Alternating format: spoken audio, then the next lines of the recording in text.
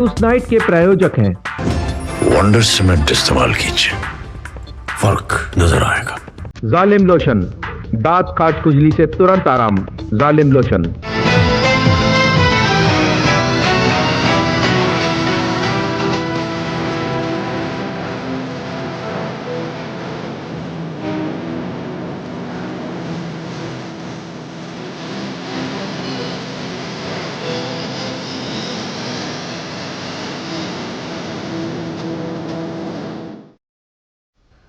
नमस्कार, news night में आप सभी का स्वागत है। मैं हूं आपके साथ आरेंद्र। 17वीं लोकसभा के आखिरी सत्र को प्रधानमंत्री नरेंद्र मोदी ने आज आखिरी दिन संबोधित किया तो बीते 10 साल की विकास यात्रा को भी देश के सामने रखा तो विकसित भारत के संकल्प को भी एक बार फिर से दोहराया है।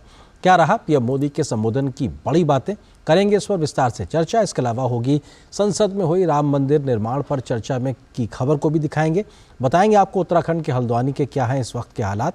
इसके अलावा भी होगी देश दुनिया की हर जरूरी और महत्वपूर्ण खबर। शुरुआत हेडलाइंस के साथ।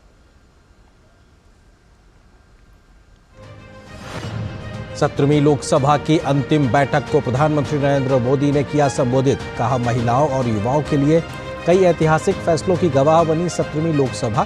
21वीं सदी के सशक्त भारत की रखी नींव। अनुच्छेद 370 हटाने जैसे फैसलों ने खत्म किया पीढ़ियों का इंतजार।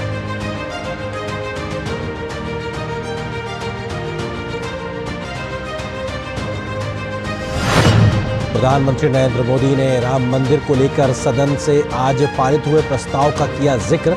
कहा यह भारत की भावी पीढ़ी को इस देश के मूल्यों पर गर्व करने की देगा संवैधानिक शक्ति। 17वीं लोकसभा में सदन के मार्गदर्शन के लिए स्पीकर ओम बिरला का जताया आभार।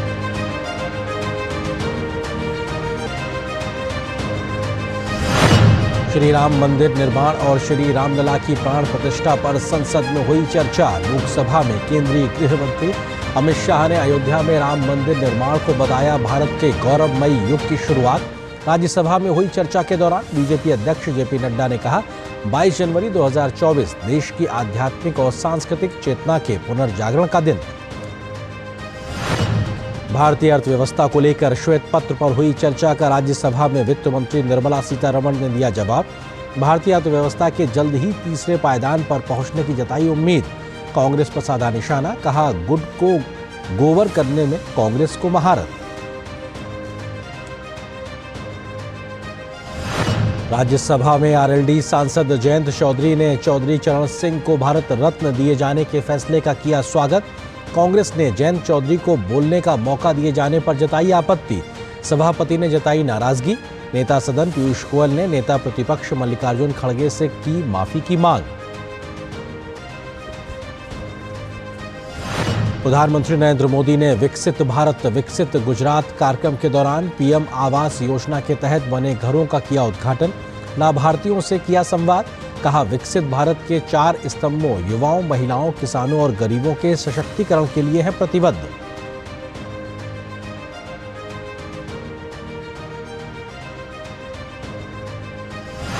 सीएए को लेकर केंद्रीय गृह मंत्री अमित शाह की बड़ी घोषणा। कहा आम चुनाव 2024 से पहले जारी होगा नागरिकता संशोधन अधिनियम पर नोटिफिकेशन। समान नागरिक संहिता यूसीसी को बताया संवैधानिक एजेंडा। उत्तराखंड के बाद असम ने भी यूसीसी पर बढ़ाए अपने कदम। केंद्रीय मंत्री अनुराग सिंह ठाकुर नमो हैट्रिक की टी शर्ट पहनकर पहुंचे संसद भवन। तीसरी बार मोदी सरकार और 400 पार का किया दावा। वहीं इंडी गठबंधन को बड़ा झटका। पंजाब की सभी 13 और चंडीगढ़ की 1 सीट पर आम आदमी पार्टी अकेले लड़ेगी चुनाव। हल्द्वानी में बनफूलपुरा में हुए उपद्रव की मजिस्ट्रेट जांच के आदेश। उत्तराखंड पुलिस ने बताया हिंसा को सुनियोजित तरीके से की गई थी साजिश। कहा कुछ उपद्रवियों और दंगाइयों द्वारा माहौल बिगाड़ने का किया गया काम। मुख्यमंत्री पुष्कर सिंह धामी ने कहा बख्शे नहीं जाएंगे दंगाई, वसूली जाएगी पाई पाई।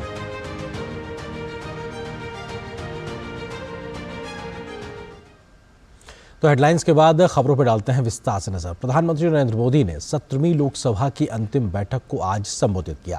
उन्होंने कहा कि 17वीं लोकसभा महिलाओं और युवाओं के लिए कई ऐतिहासिक फैसलों की गवाह बनी है और इसने 21वीं सदी के सशक्त भारत की नींव रखी है। प्रधानमंत्री ने कहा कि अनुच्छेद 370 हटाने जैसे फैसलों ने पीढ़ियों का इंतजार खत्म किया है।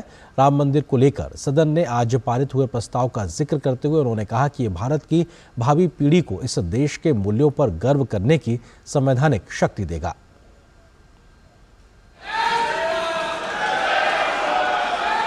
सत्रहवीं लोकसभा की अंतिम बैठक को संबोधित करने पहुंचे प्रधानमंत्री नरेंद्र मोदी का सदन में शानदार स्वागत हुआ।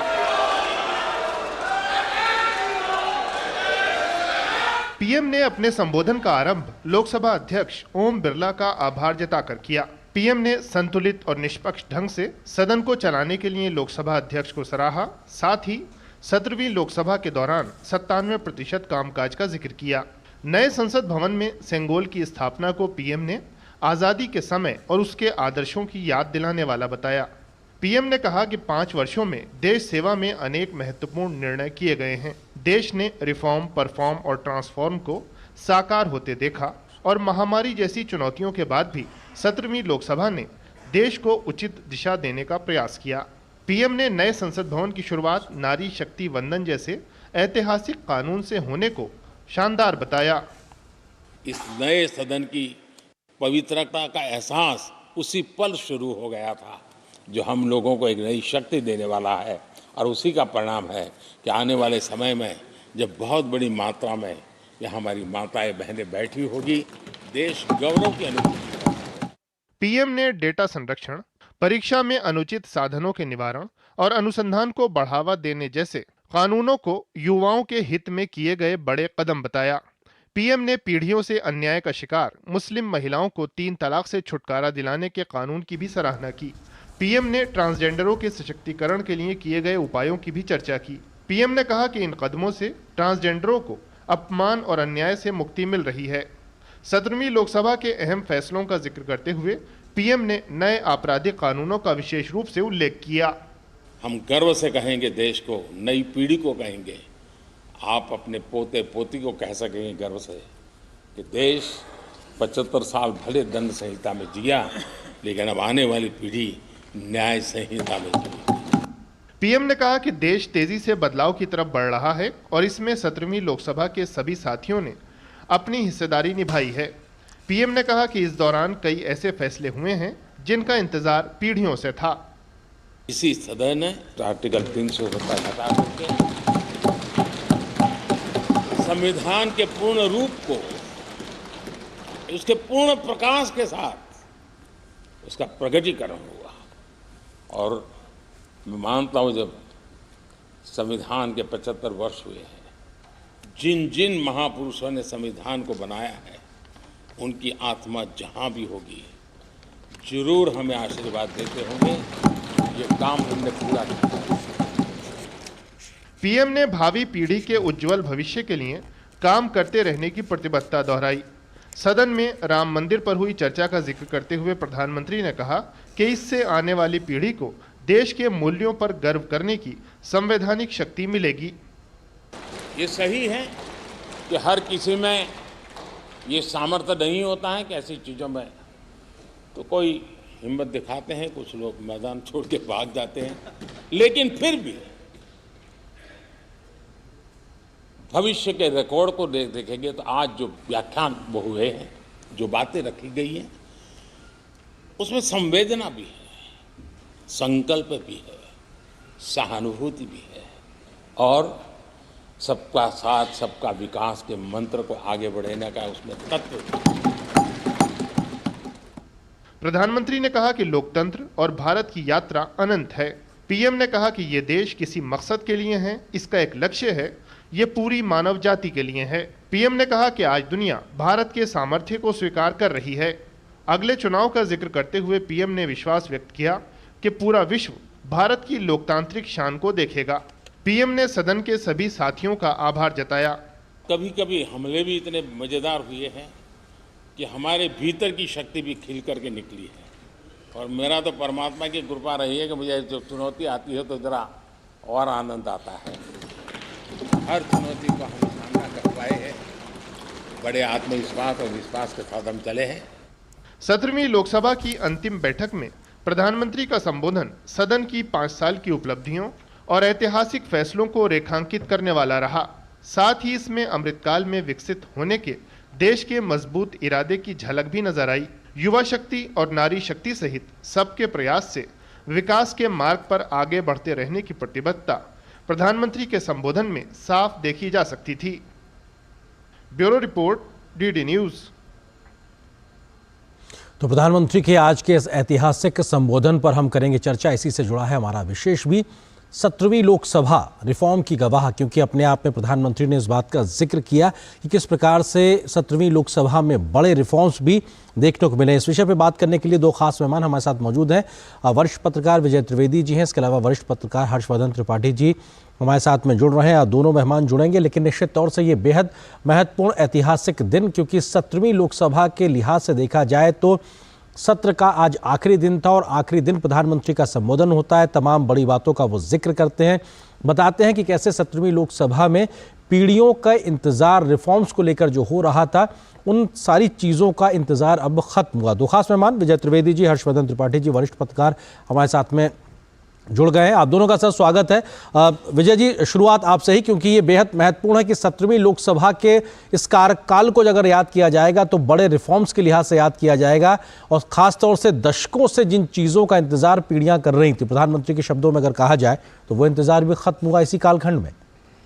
बिल्कुल ठीक बात है। प्रधानमंत्री जी ने जिस तरह से कहा रिफॉर्म, परफॉर्म एंड ट्रांसफॉर्म, तो ये जो 17वीं लोकसभा है इसके कार्यकाल को परफॉर्मेंस के अलावा मैं ट्रांसफॉर्म करने के हिसाब से भी याद करता हूं कि देश की बहुत सारी चीजें, इकोनॉमी को लेकर, इंफ्रास्ट्रक्चर को लेकर, हेल्थ सेक्टर को लेकर, एजुकेशन सेक्टर को लेकर, नल को जो पानी है, पानी जैसी छोटी चीज जिसके लिए आप समझते हैं कि पानी इंपॉर्टेंट है लेकिन किसी ने ध्यान नहीं दिया, वो हर घर जो नल का जो कार्यक्रम है या उज्ज्वला का जो कार्यक्रम रहा है, तमाम चीजें, प्रधानमंत्री की जो आवास योजना है 4 करोड़ लोगों तक घर पहुंचाने की बात जो हो रही है, तो वो ट्रांसफॉर्म, हिंदुस्तान को ट्रांसफॉर्म किया गया। और उससे भी बड़ी बात कि इकोनॉमी को हम 5वें नंबर पर लेकर आ गए। तो ये सारी चीजें इतनी महत्वपूर्ण हैं जिस पर काम किया गया। नई संसद की जो इमारत बनी है वो तो हिंदुस्तान की आजादी के बाद 75 साल बाद हमें अपने संसद भवन मिला, वो भी एक बड़ा काम है। और कोर्ट के आदेश के बाद जिस तरह से राम मंदिर का निर्माण हुआ और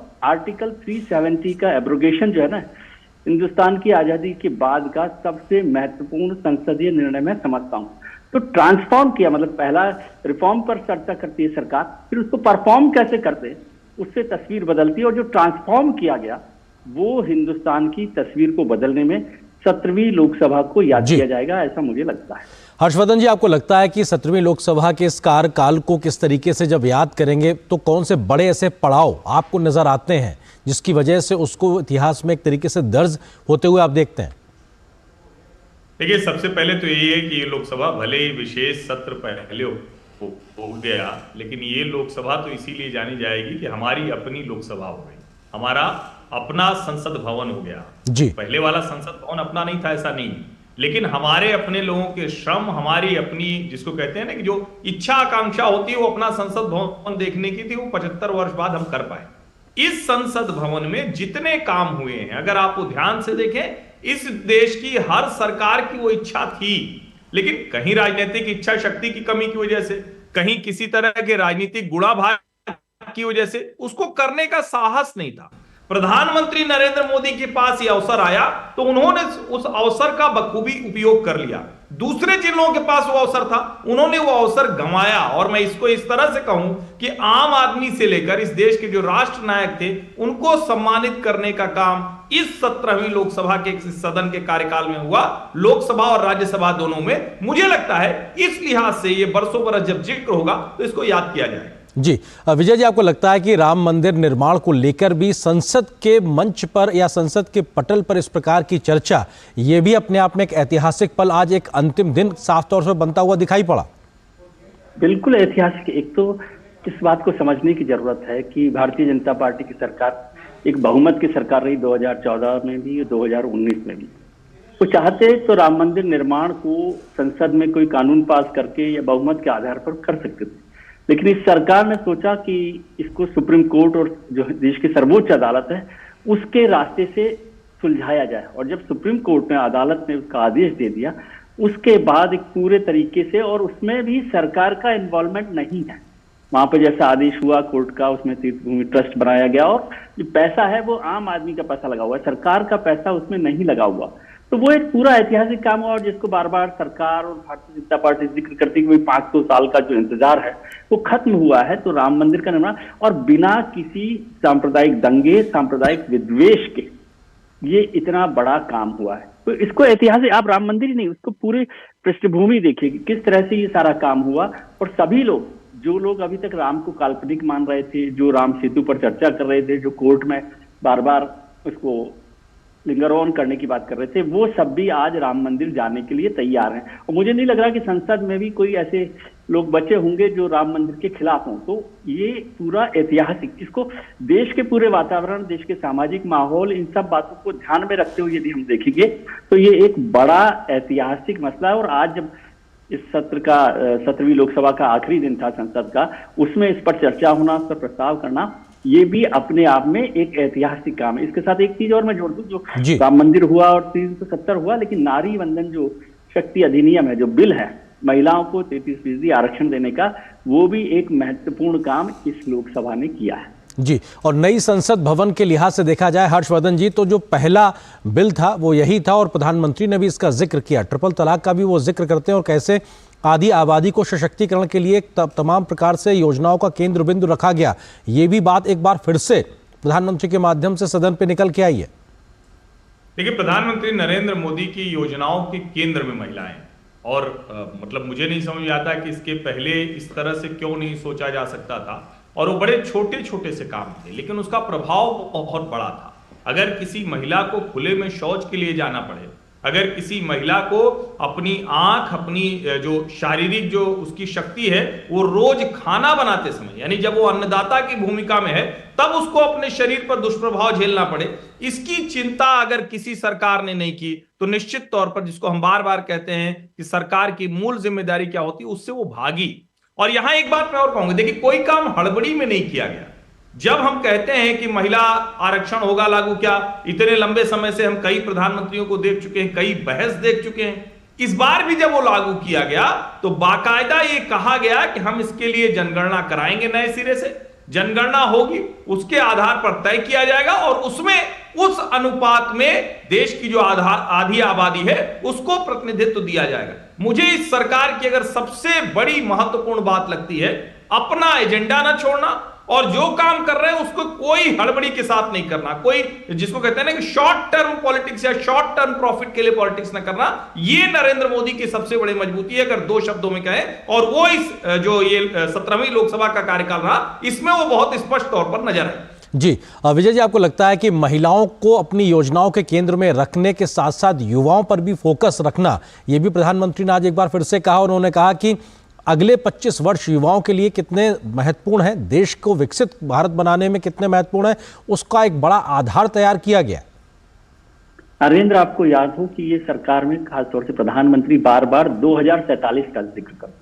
आमतौर पर राजनेता और प्रधानमंत्री जो हैं अपने चुनावों की, अगले चुनाव की चर्चा करते हैं और उसी को ध्यान में रखते हुए कुछ फैसले किए जाते हैं। लेकिन ये सरकार लगातार 2047 तक, और जो हिंदुस्तान की युवा जो आबादी है उसके लिए लगातार बहुत सारे काम हुए। आपने देखा, मुद्रा योजना की बात हो, स्किल डेवलपमेंट की बात हो, तमाम तरीके के फोकस, खासतौर से जब मेडिकल कॉलेज की संख्या डबल हो जाती है, यूनिवर्सिटीज की संख्या डबल हो जाती है, इंफ्रास्ट्रक्चर का काम डबल हो जाता है, कई गुना बढ़ जाता है। इंफ्रास्ट्रक्चर पर तो बहुत तेजी से काम हुआ है और युवाओं को फोकस करके सारा काम किया, क्योंकि हम समझते हैं कि देश की ताकत ही युवा शक्ति है और वही जो हमारा विकसित भारत बनाने का जो सपना है या तीसरी अर्थव्यवस्था बनाने का सपना है, वो बिना युवाओं को ताकत दिए हुए, उनको मदद किए हुए, उनको सहयोग किए बिना पूरा नहीं हो सकता। इसलिए युवाओं पर प्रधानमंत्री का फोकस हमेशा से ही रहा है और वही हमारे देश की रफ्तार को आगे बढ़ा सकता है। जी, हर्षवर्धन जी, क्योंकि पार्टी लाइन से ऊपर उठकर सर्वोच्च नागरिक सम्मान के लिए भारत रत्न के पुरस्कारों का ऐलान भी अभी इसी सत्र के दरमियान भी हमको देखने को मिला, आपको लगता है कि ये भी एक बड़ी लकीर खींचने जैसा?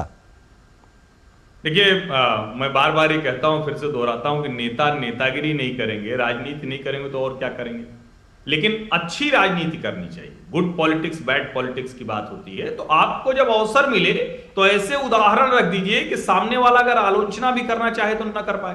अब चौधरी चरण सिंह भारतीय जनता पार्टी के नेता तो थे नहीं, पीवी नरसिंह राव भारतीय जनता पार्टी के नेता तो थे नहीं। एमएस स्वामीनाथन साहब को राष्ट्रीय कृषि आयोग में सोनिया गांधी जी के समय में उन्होंने, यानी जब वो एक बॉडी बनी थी जिसको हम कहते हैं ना प्रधानमंत्री से भी ऊपर एक सत्ता, उस वक्त वो रिपोर्ट सौंपी गई थी। जब इन चीजों को देश जो होते हुए देखता है तो उसको लगता है कि हां सरकार निष्पक्षता से काम कर रही है। सरकार, देश के राष्ट्र नायक जो हैं वो किसी पार्टी में बंधे नहीं होते, उसको वो समझती है और तब उसका प्रभाव जनता के बीच में बहुत सकारात्मक होता है। एक पॉजिटिव एनर्जी का चक्र चलता है, जिसको मैं फिर से कहूं कि विशियस से वर्चुअस साइकिल की ओर हम लोग जाते हैं, वो होता हुआ बिल्कुल, और शायद वो नीतियों और निर्णयों में साफ तौर से झलकता भी दिखाई पड़ रहा है। फिलहाल वक्त की इतनी ही सीमा है। बहुत बहुत शुक्रिया विजय जी आपका भी, हर्षवर्धन जी आपका भी हमारे साथ जुड़ने के लिए, इस विषय पे विस्तार से बात करने के लिए शुक्रिया आप दोनों का। और यहाँ पर एक छोटे से ब्रेक के लिए रुकते हैं, बहुत जल्द हाजिर होते हैं। टेक स्टार्टअप सॉलिड था, प्लान था कड़क, करना था समथिंग ग्रेट, पर शुरू से प्रॉब्लम्स ने घेरा यूं कि बिजनेस हुआ अपना लम्बेट। बिजनेस गुरु की जरूरत थी खास, सीधे गए SBI स्टार्टअप ब्रांच पे तो खुल गया success. Startup advisory and support SBI startup branch पे। जब दांत खाज की खुजली पे ना हो काबू तो उसे गमछे से नहीं छुपाते बाबू, तो फिर उसे भगाए कैसे? जालिम लोशन लगाकर दांत खाज की खुजली, एक्जिमा जड़ से निकाले। अभी खरीदे जालिम लोशन। लाइफ में फाइनेंशियल आजादी के लिए NPS जरूरी है। रिटायरमेंट में फाइनेंशियल आजादी रहे जारी, NPS से आज ही करे तैयारी। NPS जरूरी है। सर, आप बहुत लकी हैं कि आपके बेटे ने हेल्थ इंश्योरेंस और बाकी सारी फॉर्मेलिटीज टाइम से पूरी कर दी है। अब आप घर जा सकते हैं। मेरा बेटा? तो फिर आप? पॉलिसी बाजार। क्लेम के टाइम पे हमेशा आपकी हेल्प को तैयार। पॉलिसी बाजार, 1 करोड़ का हेल्थ इंश्योरेंस सिर्फ 390 रुपए महीने से शुरू। मोदी सरकार की गारंटी, भारत होगा गरीबी मुक्त। 5 सालों में 13 करोड़ 50 लाख लोगों को गरीबी से बाहर निकाला। हमारा संकल्प विकसित भारत। गोल्डी छोले मसाले, जहाँ जाए रिश्ते बनाए, जहाँ जाए रिश्ते बनाए, गोल्डी मसाले। श्री राम मंदिर निर्माण और श्री रामलला की प्राण प्रतिष्ठा पर संसद के दोनों सदनों में आज चर्चा हुई। लोकसभा में केंद्रीय गृह मंत्री अमित शाह समेत विभिन्न दलों के सांसदों ने चर्चा में हिस्सा लिया। अमित शाह ने अयोध्या में राम मंदिर निर्माण को भारत के गौरवमयी युग की शुरुआत बताया। वहीं राज्यसभा में हुई चर्चा में बीजेपी के अध्यक्ष जेपी नड्डा समेत विभिन्न दलों के सांसदों ने हिस्सा लिया। बजट सत्र के अंतिम दिन शनिवार को संसद के दोनों सदनों में ऐतिहासिक श्री राम मंदिर के निर्माण और श्री रामलला की प्राण प्रतिष्ठा पर चर्चा हुई। लोकसभा में चर्चा में हिस्सा लेते हुए गृह मंत्री अमित शाह ने कहा कि भगवान राम जनमानस के प्राण हैं। 22 जनवरी का दिन समग्र भारत की आध्यात्मिक चेतना के पुनः जागरण का दिन आज इतिहास में बन चुका है। मान्यवर, 22 जनवरी का दिन महान भारत की यात्रा की शुरुआत का दिन है। 22 जनवरी के दिन मां भारती को विश्व गुरु के मार्ग पर ले जाने को प्रशस्त करने वाला दिन। मान्यवर, गृह मंत्री ने कहा कि रामलला की प्राण प्रतिष्ठा के लिए पीएम मोदी ने संतों द्वारा सुझाए गए यम नियम का अधिक कठोरता से पालन किया। गृह मंत्री ने कहा कि अयोध्या में राम मंदिर भारत के गौरवमयी युग की शुरुआत है। अयोध्या में राम मंदिर विध्वंस के सामने विकास का विजय है। मान्यवर, अयोध्या में राम मंदिर धर्मांधता के सामने आध्यात्मिकता और भक्ति का विजय। मान्यवर, भारत के गौरवमय युग की ये शुरुआत है।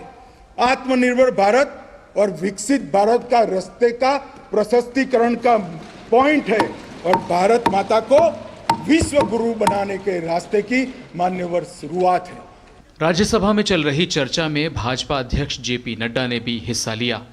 मर्यादा पुरुषोत्तम राम ये इस देश की आत्मा है, ये इस देश का संस्कार है, ये इस देश की जीवन पद्धति है। यह इस देश की मर्यादाओं के बारे में चर्चा करने का नाम मर्यादा पुरुषोत्तम राम है। इसको हमको समझना चाहिए।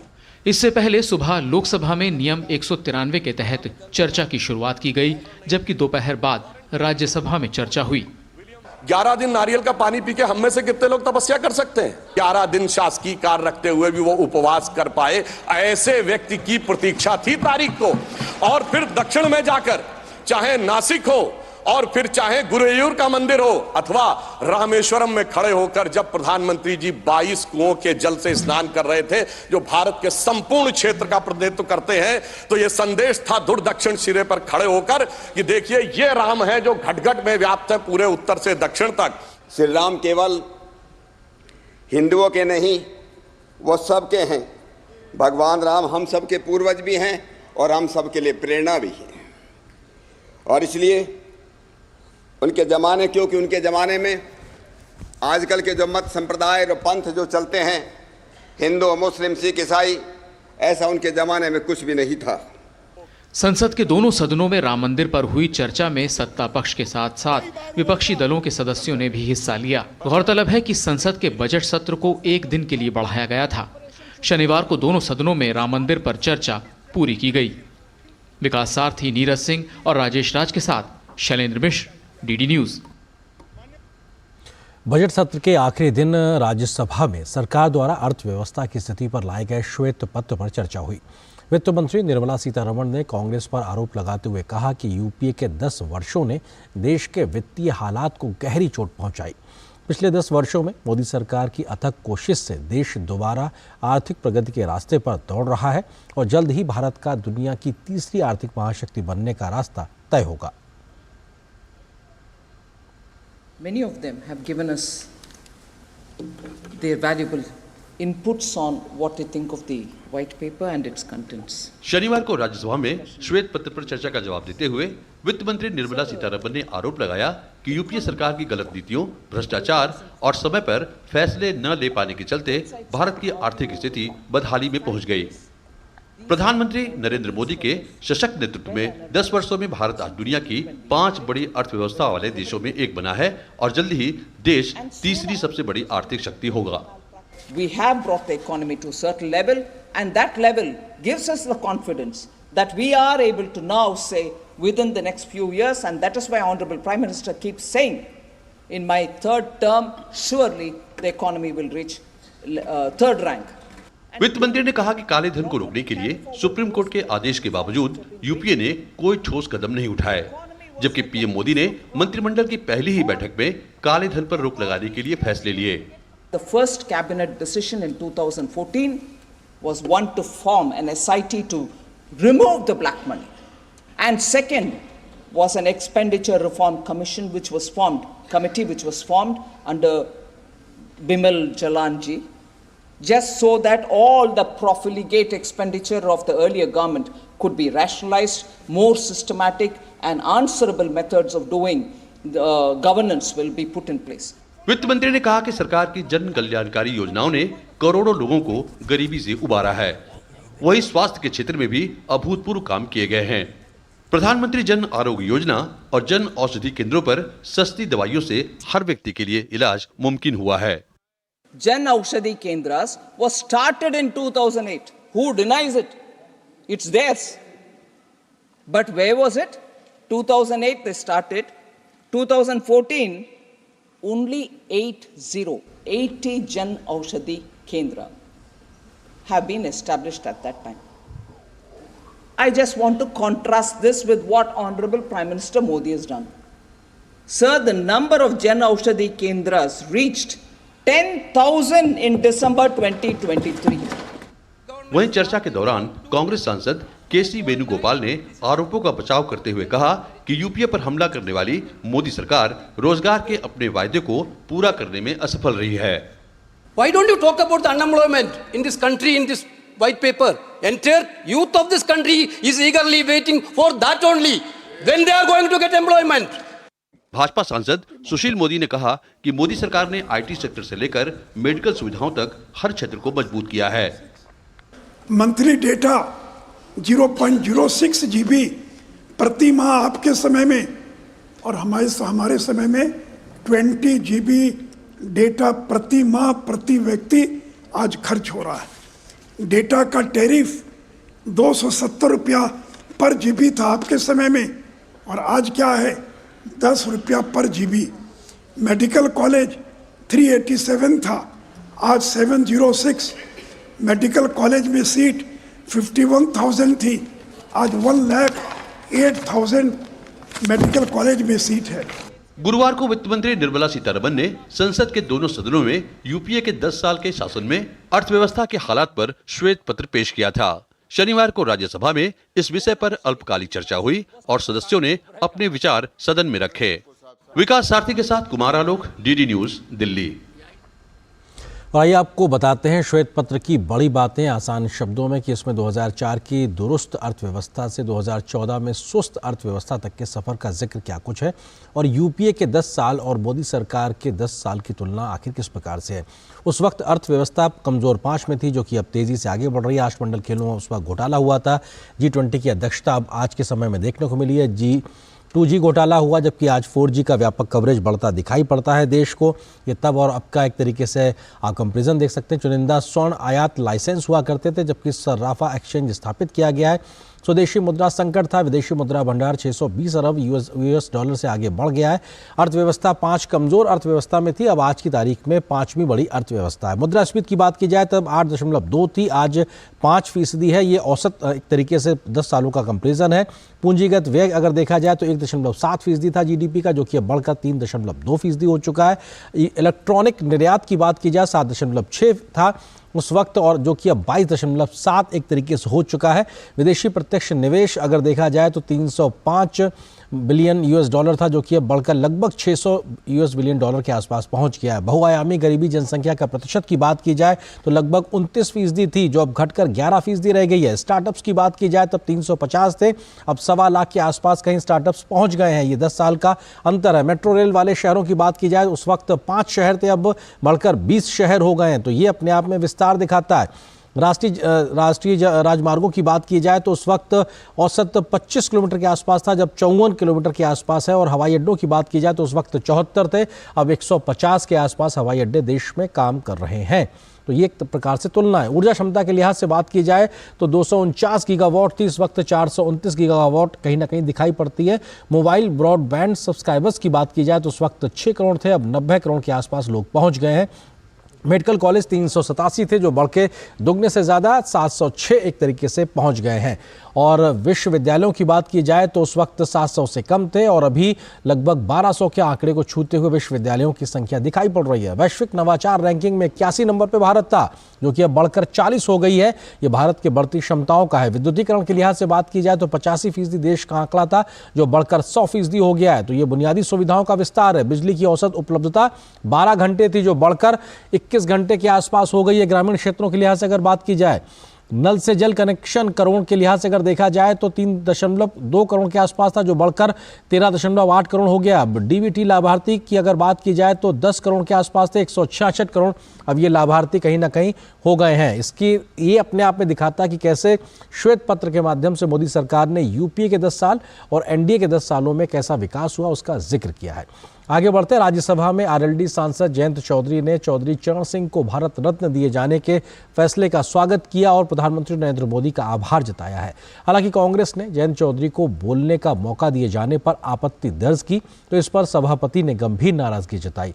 वहीं नेता सदन पीयूष गोयल ने इस मामले पर नेता प्रतिपक्ष मल्लिकार्जुन खड़गे से माफी की मांग भी की। जो आज तक कोई भी पूर्व की सरकार नहीं कर पाई, वो फैसला बेबाकी से, नरेंद्र मोदी जी के विजन से और प्रयासों से और उनके समर्पण भाव के कारण हो पाया। पूर्व प्रधानमंत्री चौधरी चरण सिंह को भारत रत्न दिए जाने के ऐलान के बाद उनके पौत्र और राज्यसभा सांसद जयंत चौधरी के धन्यवाद के ये उद्गार जब राज्यसभा में भी प्रकट किए गए तो राज्यसभा का माहौल ही बदल गया। कोई वसीयत में कोई संपत्ति वो छोड़ के नहीं गए थे। आदमी तब तक जिंदा रहता है जब तक उनके विचार लोगों के बीच जिंदा रहते हैं। मैं उम्मीद करता हूं कि सभी दल के सम्मानित सदस्य गांव-गांव तक चौधरी चरण सिंह जी के विचारों को ले जाएंगे। और मैं फिर अपने तरफ से ऋणी हूं, कहना चाहता हूं, एक जमीनी सरकार जो जमीन की आवाज़ को समझती है और बुलंद करना चाहती है, ऐसी ही सरकार धरती पुत्र चौधरी चरण सिंह जी को भारत रत्न दे सकती है। इससे कांग्रेस सांसद उत्तेजित हो गए और नेता प्रतिपक्ष मल्लिकार्जुन खड़गे ने उठकर सीधा सभापति पर आरोप लगाया। आखिर किस नियम के तहत जयंत चौधरी को बोलने का मौका दिया गया? मुद्दा जब आप उठाते, चर्चा करते, हमको हमेशा आप पूछते हैं किस रूल में, रूल बताओ। तो मैं भी यही पूछना चाहता हूं, किस रूल में आपने उनको बोलने के लिए परमिशन दिया?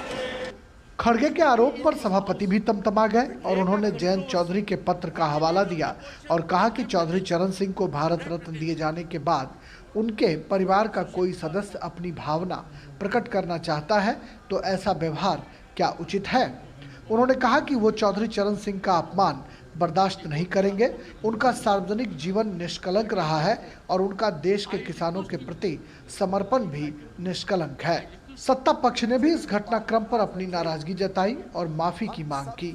साथ ही उन्होंने कहा कि पीवी नरसिम्हा राव को भारत रत्न दिए जाने पर कांग्रेस को भी जश्न मनाना चाहिए। आज के दिन हर किसान के दिल पर आप चोट कर रहे हो, उसके दिल को दहका रहे हो। चौधरी चरण जैसे व्यक्तित्व के ऊपर इस प्रकार का वातावरण हाउस में करना, और head should go in Shem.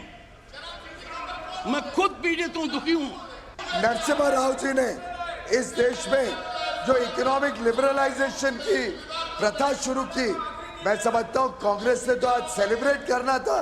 Rajya Sabha में जयंत चौधरी को सभापति ने भारत रत्न दिए जाने को लेकर बोलने का मौका दिया।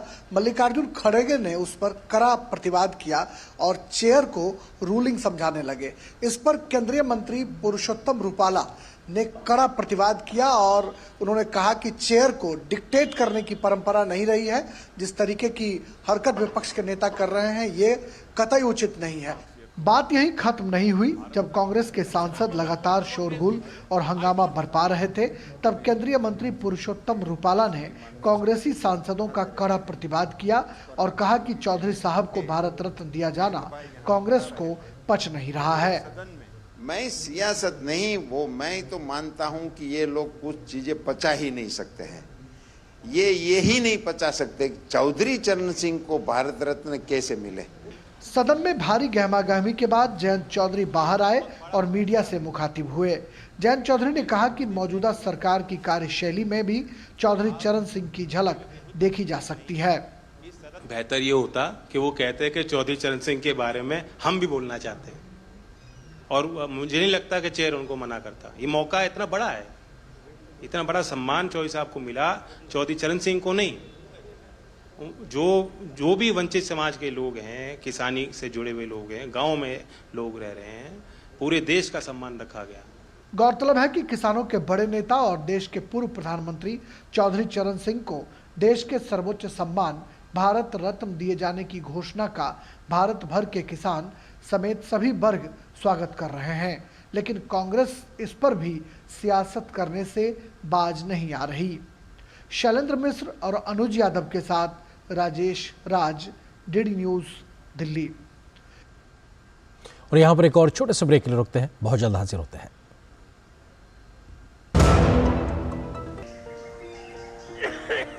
अरे भाई, तुम्हें तो बहुत खांसी आ रही है। चलो, पास में ही आयुष्मान आरोग्य मंदिर है, दिखा दूं। जांच और उपचार दोनों मुफ्त हो जाएगा। और अगर कुछ बड़ा निकल गया तो आयुष्मान कार्ड है ना, 5 लाख तक मुफ्त उपचार कहीं भी कभी भी। मोदी जी की गारंटी है ये।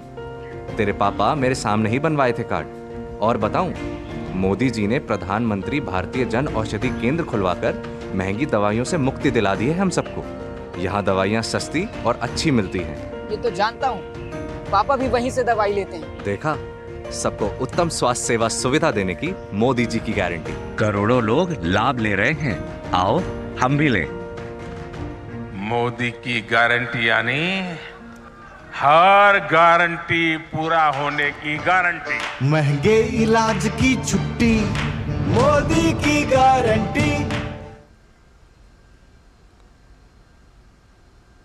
बहुत प्यारा, बिल्कुल तुम्हारे जैसा। पापा, ऑनलाइन फॉरेक्स ट्रेडिंग पर best offers, high returns, bonus deposit और इनाम जीतने का मौका। हाँ बैल, मुझे मार मतलब। मुसीबत को बुलाना तुम्हारे पापा जैसे। आरबीआई कहता है आकर्षक ऑफर्स का लालच देने वाले अनधिकृत प्लेटफॉर्म्स पर फॉरेक्स ट्रेडिंग करना यानी अपने पैरों पर कुल्हाड़ी मारना। इसका मतलब? इन्हीं से पूछो। समझा पापा? आरबीआई कहता है जानकार बनिए, सतर्क रहिए। लाइफ में फाइनेंशियल आजादी के लिए एनपीएस जरूरी है। रिटायरमेंट में फाइनेंशियल आजादी रहे जारी, एनपीएस से आज ही करे तैयारी। एनपीएस जरूरी है। यारो, शादी तो मैं प्रीति से ही करूंगा। कॉलेज टॉप करके अच्छी सी नौकरी लूंगा, झट से प्रीति को प्रपोज कर दूंगा और फैमिली हॉलिडे स्पेन में। वाह यार, मैं तेरी प्लानिंग का बड़ा फैन। तू आज ही एसबीआई में अपना सेविंग्स अकाउंट ओपन कर ले और अपने स्पेन हॉलिडे की सेविंग शुरू कर दे। एसबीआई सेविंग्स अकाउंट के साथ पाइए सेफ, सिक्योर, कन्वीनियंट बैंकिंग और ग्रेट कस्टमर सर्विस। एसबीआई, देश का फैन। गोल्डी छोले मसाले, जहाँ जाए रिश्ते बनाए, जहाँ जाए रिश्ते बनाए, गोल्डी मसाले। और ब्रेक के बाद रुक करते कुछ और महत्वपूर्ण खबरों की ओर। प्रधानमंत्री नरेंद्र मोदी ने विकसित भारत विकसित गुजरात कार्यक्रम को वर्चुअल माध्यम से आज संबोधित किया। इस कार्यक्रम में गुजरात के 182 विधानसभा क्षेत्रों के लाखों लोग वीडियो कॉन्फ्रेंसिंग के द्वारा जुड़े। इसमें आवास योजनाओं सहित विभिन्न सरकारी योजनाओं के हजारों लाभार्थी शामिल थे। प्रधानमंत्री ने गुजरात में प्रधानमंत्री आवास योजना और अन्य आवास योजनाओं के तहत निर्मित 1,30,000 से अधिक घरों का शुभारंभ और शिलान्यास किया। प्रधानमंत्री नरेंद्र मोदी ने विकसित भारत विकसित गुजरात कार्यक्रम को वर्चुअल माध्यम से संबोधित किया। इस कार्यक्रम में गुजरात के 182 विधानसभा क्षेत्रों से लाखों लोग वीडियो कॉन्फ्रेंसिंग द्वारा जुड़े। इनमें आवास योजनाओं सहित विभिन्न सरकारी योजनाओं के हजारों लाभार्थी भी शामिल थे। पीएम ने इस अवसर पर गुजरात में प्रधानमंत्री आवास योजना और अन्य आवास योजनाओं के तहत निर्मित 1,30,000 से ज्यादा घरों का शुभारंभ और शिलान्यास किया। कार्यक्रम को संबोधित करते हुए पीएम ने कहा कि सरकार सभी को पक्की छत उपलब्ध कराने की दिशा में तेजी से काम कर रही है। 2014 से पहले के 10 वर्षों में जितना पैसा गरीबों के घर के लिए दिया जाता था, उसका करीब 10 गुना पिछले 10 वर्षों में दिया गया। इस वर्ष के बजट में भी हमने 2 करोड़ नए घरों की घोषणा की है, ताकि हर गरीब के पास पक्का घर जरूर हो। साथियों, 2014 से पहले जिस गति से गरीबों के घर बनते थे, उससे कहीं अधिक गति से आज गरीबों के घर बन रहे हैं। प्रधानमंत्री ने कहा कि विकसित भारत का निर्माण आज देश का संकल्प बन चुका है। पीएम ने गरीब, युवा, अन्नदाता और नारी को विकसित भारत का आधार स्तंभ बताया। ये घर मिल रहे हैं तो उसमें हर जाति के गरीब परिवार है। मुफ्त राशन मिल रहा है तो हर जाति के लाभार्थी को मिल रहा है। मुफ्त इलाज मिल रहा है तो हर जाति के गरीब लाभार्थी को मिल रहा है। सस्ती खाद मिल रही है तो हर जाति के किसान को मिल रही है। पीएम किसान सम्मान निधि हर जाति के किसान को मिल रही है। प्रधानमंत्री ने कहा कि गरीब कल्याण की हर योजना के सबसे बड़े लाभार्थी दलित, ओबीसी और आदिवासी परिवार ही हैं। पीएम ने पिछले 10 वर्षों में 25 करोड़ लोगों के गरीबी से बाहर आने का भी जिक्र किया। सरकार इन 25 करोड़ लोगों के साथ हर कदम पर खड़ी रही और इन 25 करोड़ साथियों ने सरकार की योजनाओं का लाभ उठाया, सही तरीके से पैसों का उपयोग किया, योजना के लिए अपने जीवन को बराबर ढाला और 25 करोड़ लोग गरीबी को परास्त करने में सफल हो गए। पीएम ने प्रधानमंत्री आवास योजना सहित विभिन्न जन कल्याण योजनाओं के लाभार्थियों से संवाद भी किया। गुजरात के अलग अलग स्थानों से जुड़े लाभार्थियों ने अपने जीवन में आए सकारात्मक बदलाव से जुड़े अनुभव साझा किए। इन लाभार्थियों ने विभिन्न योजनाओं से मिले लाभ पर पीएम का आभार जताया। संवाद के दौरान पीएम ने आम नागरिकों का जीवन बेहतर बनाने के लिए लगातार प्रयास करते रहने की प्रतिबद्धता दोहराई। पीएम ने कहा कि उनके लिए देश की जनता, विशेषकर बहन बेटियों का आशीर्वाद ही सब कुछ है। Bureau report, DD news. केंद्रीय मंत्री अनुराग सिंह ठाकुर नमो हैट्रिक की टी शर्ट पहनकर आज संसद भवन पहुंचे और तीसरी बार मोदी सरकार बनने और 400 पार का दावा किया। वहीं इंडी गठबंधन को आज बड़ा झटका लगा है। राज्य के दौरे पर पहुंचे आम आदमी पार्टी के संयोजक अरविंद केजरीवाल ने ऐलान किया कि पंजाब की सभी 13 और चंडीगढ़ की 1 लोकसभा सीट पर आम आदमी पार्टी अकेले चुनाव लड़ेगी। लोकसभा चुनाव को लेकर सभी राजनीतिक दलों की तैयारियां जोरों पर है। मोदी सरकार हैट्रिक लगाने की तैयारी कर रही है। इसी के मद्देनजर केंद्रीय मंत्री अनुराग सिंह ठाकुर शनिवार को नमो हैट्रिक की टी शर्ट पहनकर संसद भवन पहुंचे। उन्होंने तीसरी बार मोदी सरकार अब की बार 400 पार का दावा करते हुए कहा कि अपने तीसरे कार्यकाल में प्रधानमंत्री नरेंद्र मोदी भारत को दुनिया की तीसरी सबसे बड़ी अर्थव्यवस्था बनाएंगे। तीसरी बार मोदी सरकार अब की बार 400 पार। देश का वातावरण मोदीमय हुआ है, राममय हुआ है और मैं ये कहना चाहता हूँ, जिस तरह से गरीबों का कल्याण, देश का विकास पिछले 10 वर्षों में हुआ, देश की जनता ने मन बनाया है। तीसरी बार मोदी सरकार लाएंगे, 400 पार करके दिखाएंगे, मोदी जी हैट्रिक लगाएंगे। एक तरफ एनडीए 400 पार के आंकड़े पर नजर टिकाया है तो दूसरी तरफ विपक्षी इंडी गठबंधन में टूट और बिखराव का सिलसिला जारी है। अब दिल्ली के मुख्यमंत्री और आम आदमी पार्टी संयोजक अरविंद केजरीवाल ने पंजाब और चंडीगढ़ में इंडी गठबंधन से अलग चुनाव लड़ने की घोषणा कर दी है। इस लोकसभा चुनाव में पंजाब में 13 सीटें हैं, एक चंडीगढ़ की सीट है, 14 सीटें हैं। आने वाले 10-15 दिनों के अंदर आम आदमी पार्टी इन 14 की 14 सीटों पे अपने उम्मीदवारों की घोषणा कर देगी।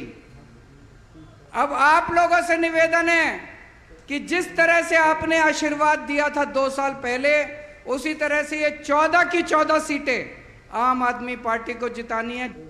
पंजाब और चंडीगढ़ में इंडी गठबंधन के चुनाव नहीं लड़ने पर बीजेपी ने तंज किया है। बीजेपी ने कहा है कि इंडी गठबंधन का यही ढांचा है कि नो मिशन, नो विजन, सिर्फ कमीशन और भ्रष्टाचार, और विपक्षी गठबंधन का यह ढांचा लगातार गिरता जा रहा है। पहले बंगाल में दीदी ने कह दिया कि मैं अकेले लड़ूंगी, राहुल गांधी की पार्टी को 40 सीटें नहीं मिलने वाली। फिर उसके बाद महाराष्ट्र में भी संजय बनाम संजय चल रहा है। हमने देखा है कि केरला में भी कांग्रेस बनाम कम्युनिस्ट चल रहा है और अब पंजाब में भी घोषणा हो चुकी है कि हम तो अकेले लड़ेंगे। यही है इंडी गठबंधन का ढांचा। No mission, no vision, only commission, only corruption, only confusion, only contradiction. वहीं डेमोक्रेटिक प्रोग्रेसिव आजाद पार्टी के अध्यक्ष और जम्मू कश्मीर के पूर्व मुख्यमंत्री गुलाम नबी आजाद ने कहा कि एनडीए अगर 400 का आंकड़ा पार करती है तो इसकी वजह इंडी गठबंधन ही होगा, क्योंकि ये सबको साथ लेकर चलने में असफल रहे हैं। अब मैं ना नजूमी हूं ना कुछ हूं, लेकिन अगर करेगी तो ये जो यूनिटी बनी थी इनके कार्य से बनेगी। इनके जो सबको लेके चलने में असफल हुए उसकी वजह से बने। तो कभी कभी मुझे शक ही है ये भी शायद। हाल में धन्यवाद प्रस्ताव पर चर्चा का जवाब देते हुए संसद में प्रधानमंत्री नरेंद्र मोदी ने कहा था कि आम चुनाव में बीजेपी 370 और एनडीए 400 का आंकड़ा पार करेगी। शैलेंद्र मिश्र के साथ ब्यूरो रिपोर्ट, डीडी न्यूज। और यहाँ पर एक और छोटे से ब्रेक के लिए रुकते हैं।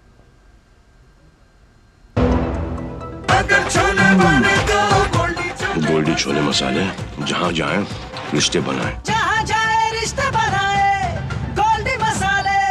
कुछ महीने पहले मेरे दोस्त की हेल्थ अचानक खराब हुई और कुछ दिनों में ही उसकी डेथ हो गई। उसने पॉलिसी बाजार से टर्म लाइफ इंश्योरेंस लिया हुआ था। मैंने पॉलिसी बाजार को कांटेक्ट किया। उनकी टीम ने क्लेम दिलाने में उसकी पेरेंट्स की पूरी हेल्प की। क्लेम के टाइम पे आपकी हेल्प के लिए हमेशा तैयार। पॉलिसी बाजार, 1 करोड़ का टर्म लाइफ इंश्योरेंस सिर्फ 470 रुपए महीने से शुरू।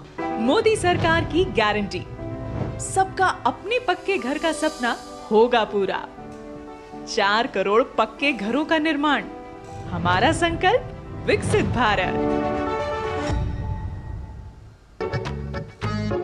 जब दांत खाज की खुजली पे ना हो काबू तो उसे गमछे से नहीं छुपाते बाबू, तो फिर उसे भगाए कैसे? जालिम लोशन लगाकर दांत खाज की खुजली, एक्जिमा जड़ से निकाले। अभी खरीदे जालिम लोशन।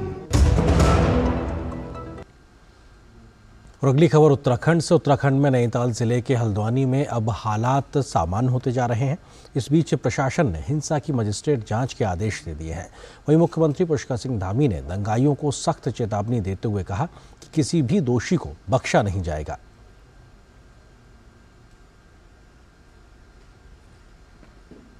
उत्तराखंड में नैनीताल जिले के हल्द्वानी के बनभूलपुरा में हुए उपद्रव मामले की मजिस्ट्रेट जांच के आदेश दे दिए गए हैं। कुमाऊं मंडल के आयुक्त दीपक रावत को जांच अधिकारी बनाया गया है। जांच रिपोर्ट 15 दिनों के भीतर शासन को उपलब्ध कराने के निर्देश दिए गए हैं। इस बीच बनभूलपुरा में हालात सामान्य है। हल्द्वानी नगर निगम और पुलिस द्वारा हल्द्वानी कोतवाली में करीब 5000 से अधिक अज्ञात लोगों के साथ साथ 19 लोगों के खिलाफ मुकदमा दर्ज किया गया है। हम देवभूमि में किसी प्रकार की भी हिंसा, किसी प्रकार की भी अराजकता, ये किसी कीमत पर हम सहन करने वाले नहीं हैं।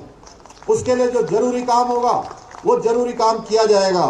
जिन्होंने भी बनभूलपुरा में जो हमारे सरकारी संपत्ति का नुकसान किया है, निजी संपत्ति का नुकसान किया है, उन दंगाइयों से, उन अराजक तत्वों से उसकी एक एक पाई वसूली जाएगी। हिंसा को लेकर उत्तराखंड पुलिस के आईजी नीलेश आनंद भरने ने हिंसा को सुनियोजित तरीके से की गई साजिश करार देते हुए कहा कि कुछ उपद्रवियों और दंगाइयों द्वारा माहौल बिगाड़ने का काम किया गया। ऐसे दंगाइयों की सबसे पहले पहचान कर उनकी गिरफ्तारी की कार्रवाई की जा रही है। इसमें जो उपद्रवी है दंगाइयों, उनकी कुछ सुनियोजित या पहले से कुछ प्लानिंग थी, जिन्होंने मौके का फायदा उठाया तत्काल से। जो कुछ ऐसे आम आदमियों में कुछ ऐसे व्यक्ति थे जो चाहते थे कि मामला जो है वो बिगड़े खराब हो। ऐसे व्यक्तियों को हम खासकर पहले चिन्हित करके उनको अरेस्टिंग जारी है। हल्द्वानी में हालात बिल्कुल सामान्य है। यहाँ पे एक कर्फ्यू भी हटा दिया गया है हल्द्वानी क्षेत्र आउटर एरिया में। केवल बनभूलपुरा का जो एरिया है उसमें हमने अभी कर्फ्यू जारी रखा है। पूरे प्रकरण में 3 FIR दर्ज की गई। हल्द्वानी में पैरामिलिट्री फोर्स की 10 कंपनियां और 5 से अधिक PAC की कंपनियां तैनात हैं। गुरुवार को बनभूलपुरा क्षेत्र में अवैध अतिक्रमण हटाने के दौरान हुए विवाद में जहां 5 लोगों की मौत हुई है तो वहीं कई लोग घायल हुए हैं। स्थिति खराब होने पर हल्द्वानी नगर क्षेत्र में कर्फ्यू लगाया गया था, लेकिन 2 दिन बाद हालात सामान्य होने पर हल्द्वानी शहर से कर्फ्यू हटा लिया गया है, लेकिन वर्तमान में धारा 144 लागू है। Bureau report, DD news. खबर पश्चिम बंगाल से। बदहाल कानून व्यवस्था की स्थिति से जूझ रहे पश्चिम बंगाल के संदेश खाली में अनुसूचित जाति की महिलाओं के शोषण की घटना ने एक बार फिर से राज्य को सुर्खियों में ला दिया है। त्रस्त महिलाएं अब सड़कों पर न्याय की गुहार लगा रही हैं। पीड़ित महिलाओं का आरोप है कि राज्य सरकार मुख्य आरोपियों को बचा रही है और आम लोगों को फंसा रही है। तो वहीं मुख्य विपक्षी दल भाजपा ने घटना के विरोध में विधानसभा से राजभवन तक विरोध मार्च निकाला। पश्चिम बंगाल में कानून व्यवस्था की बदहाल स्थिति ने लोगों का जीना दूभर कर दिया है। इस कड़ी में उत्तर 24 परगना जिले में स्थित संदेश खाली में शोषण से त्रस्त महिलाएं सड़कों पर उतर आईं। इनकी मांग है कि TMC नेता शाहजहां शेख समेत अन्य नेताओं को जल्द गिरफ्तार किया जाए। TMC और ग्रामीणों के बीच झड़प भी हुई है। इस पर पुलिस ने इलाके में रूट मार्च किया। साथ ही इलाके में धारा 144 लागू करने के साथ ही इंटरनेट सेवाएं भी बंद कर दी हैं। महिलाओं का कहना है कि राज्य सरकार मुख्य आरोपियों को बचा रही है, वहीं आम लोगों को फंसा रही है। घर तोड़ने के लिए, आग जलाने में वो शिबू और शाहजहां की लड़का ही था, उत्तम सरदार की लड़का ही था। उनके अपने ही लड़का है जो आग लगाया, जो तोड़फोड़ किया है, जो लूटपाट भी किया है। लेकिन मेरे भाई के नाम पे केस दिया गया है कि वो अटेम्प्ट टू मर्डर केस दिया गया और लूट फूट दंगा बधाने की कोशिश किया, ये किया गया है। झूठा केस लगाया। सिचुएशन अंडर कंट्रोल है, अभी डिप्लॉयड है और जब तक सिचुएशन डिमांड करेगी तब तक रहेगा। टोटल 14 लोग अरेस्ट हुए। इस बीच संदेश खाली घटना को लेकर भाजपा कार्यकर्ताओं ने पश्चिम बंगाल सरकार के खिलाफ विधानसभा से राजभवन तक विरोध मार्च निकाला। शुभेंदु अधिकारी, अग्निमित्रा पॉल सहित कई भाजपा नेता और विधायकों ने इसमें शिरकत की। संदेश खाली में अनुसूचित जाति और जनजाति की महिलाओं पर हो रहे अत्याचार पर राष्ट्रीय अनुसूचित जाति आयोग के अध्यक्ष ने भी तीखी प्रतिक्रिया व्यक्त की है। बंगाल का महिला का, SC महिला का, ST महिला का इज्जत लूट रहा है। पुलिस हाथ उठा लिया, गुंडा का हाथ चला गया। शाहजहां, शिबू हजरा, उत्तम सरदार, शहीदुल गाजी, ममता की ये सब गुंडा ने पुलिस को साथ लेते हुए अत्याचार कर रहा है। अब तक 14 शेड्यूल कास्ट लीडर को, हिंदू लीडर को अरेस्ट किया सब बीजेपी कार्यकर्ता का घर तोड़ा। महिला के लिए लकीर भंडार दे रहे हैं और दूसरी तरफ हाशखाली में महिला को रात को जाकर टीएमसी पार्टी ऑफिस में ले जा रहे हैं और शोषण किया जा रहा है। आज से नहीं, आज महिला लोग निकल के आए हैं, संदेश खाली का महिला। तो ये है ममता बनर्जी का सरकार का जो असलियत है।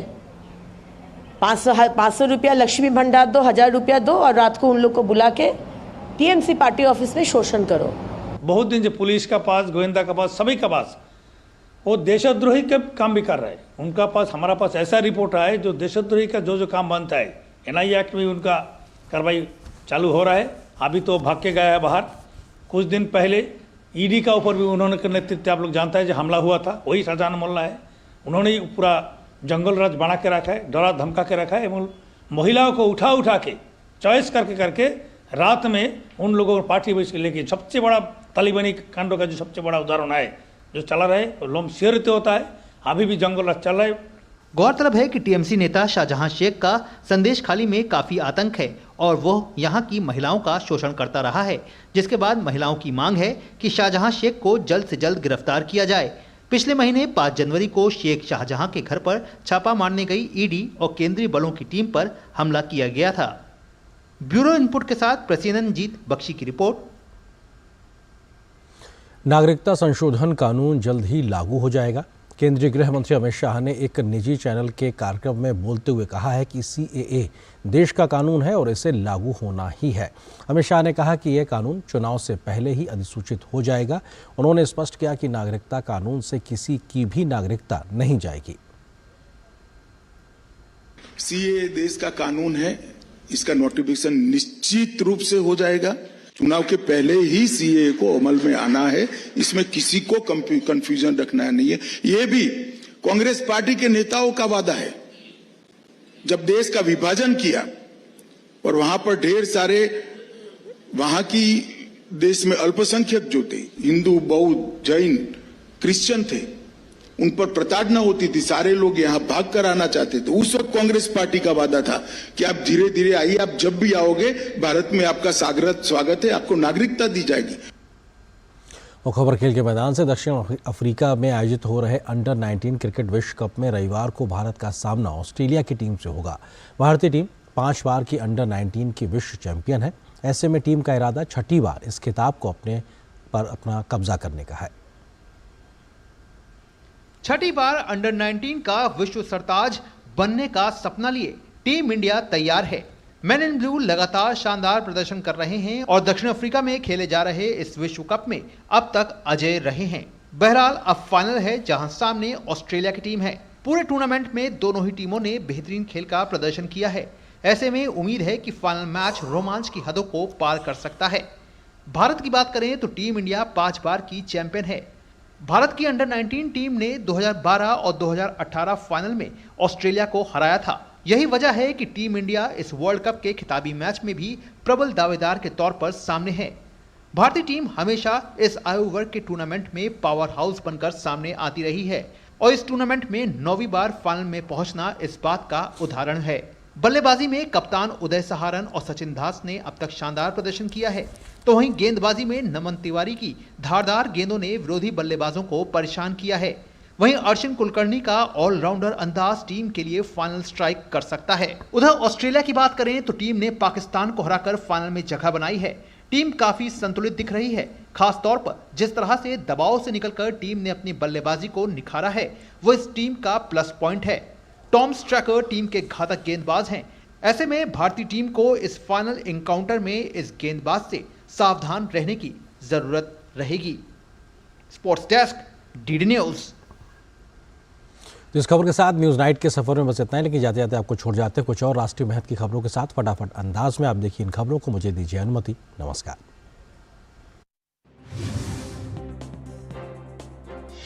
राष्ट्रपति द्रौपदी मुर्मू ने आज नई दिल्ली में आदि महोत्सव का शुभारंभ किया। मेजर ध्यानचंद नेशनल स्टेडियम में आयोजित यह महोत्सव 18 फरवरी तक चलेगा। महोत्सव में जनजातीय विरासत की समृद्ध विविधता को प्रदर्शित किया जा रहा है। आदि महोत्सव में जनजातीय कला, हस्तशिल्प, प्राकृतिक उपज और स्वादिष्ट जनजातीय व्यंजनों के 300 से अधिक स्टॉल लगाए गए हैं। राष्ट्रीय जांच एजेंसी NIA द्वारा कश्मीर के विभिन्न हिस्सों में जम्मू कश्मीर के आतंकी संगठन जमाते इस्लामी के फंडिंग मामले में छापेमारी की जा रही है। जमाते इस्लामी को फरवरी 2019 में गैर कानूनी गतिविधियों अधिनियम के तहत गैर कानूनी संगठन घोषित किया गया था। जम्मू कश्मीर और श्रीनगर में ये छापेमारी जम्मू कश्मीर पुलिस और केंद्रीय सशस्त्र पुलिस बल द्वारा की जा रही है। मुंबई NCB के पूर्व जोनल डायरेक्टर समीर वानखेड़े अब नई मुसीबत में फंस गए हैं। प्रवर्तन निदेशालय ने समीर वानखेड़े के खिलाफ मनी लॉन्ड्रिंग का मामला दर्ज किया है। समीर वानखेड़े अभिनेता शाहरुख खान के बेटे आर्यन खान को ड्रग्स केस में गिरफ्तार करने के बाद सुर्खियों में आए थे। तमिलनाडु में राष्ट्रीय जांच एजेंसी की छापेमारी चल रही है। ये छापेमारी तिरुचिरापल्ली में कई स्थानों पर चल रही है। इससे पहले NIA ने गुरुवार को हैदराबाद में कई ठिकानों पर छापेमारी की थी। छापेमारी हैदराबाद, LB नगर, हिमायत नगर समेत कई ठिकानों पर की जा रही है। उत्तर प्रदेश के कानपुर में बिठूर महोत्सव आज से शुरू हुआ। 2 किलोमीटर हाफ मैराथन दौड़ के साथ बिठूर महोत्सव की शुरुआत हुई। इसके साथ ही हैंडक्राफ्ट को बढ़ावा देने के लिए प्रदर्शनी का आयोजन भी किया जाएगा। पुस्तक प्रेमियों के लिए खुशखबरी है। नई दिल्ली के प्रगति मैदान में आज से 51वें विश्व पुस्तक मेले की शुरुआत हो चुकी है। 18 फरवरी तक चलने वाले इस पुस्तक मेले की थीम बहुभाषी भारत, एक जीवंत परंपरा रखी गई है। वहीं अतिथि देश के तौर पर इस बार सऊदी अरब को चुना गया है। यहाँ 22 भारतीय भाषाओं के अलावा कई विदेशी भाषाओं की किताबें देखने को मिलेंगी।